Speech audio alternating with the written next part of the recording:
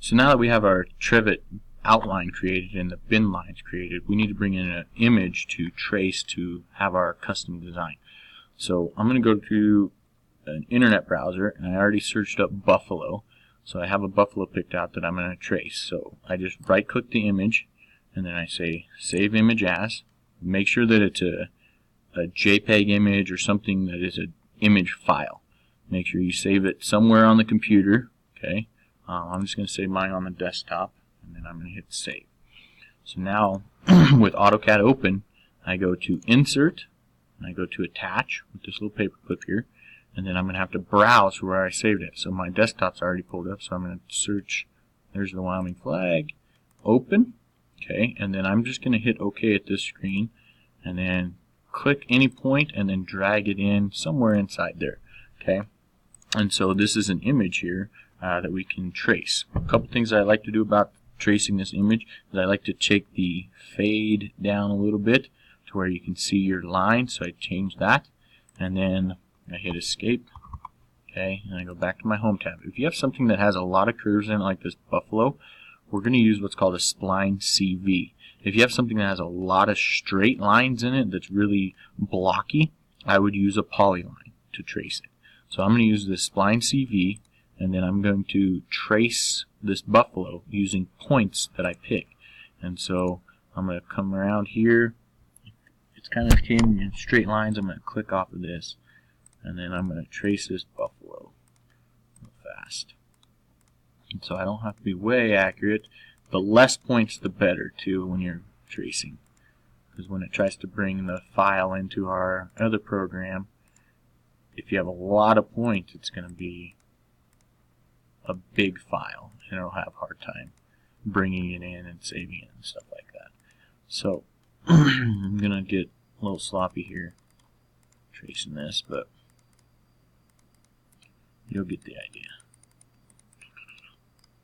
So each one of those points just uses a spline to kind of create it around there. The sharper points, you're going to have to put more clicks around it. So really rough buffalo.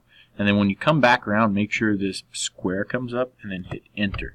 Okay, and you can kind of see it's just a rough shape. If I want to see what it looks like without it, I click the edge of the buffalo. I say show hide image.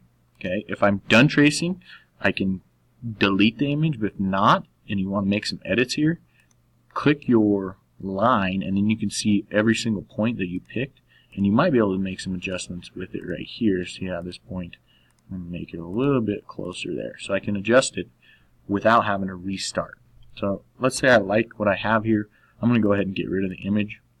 So I'm just going to click the edge of the image, and then I'm going to hit delete.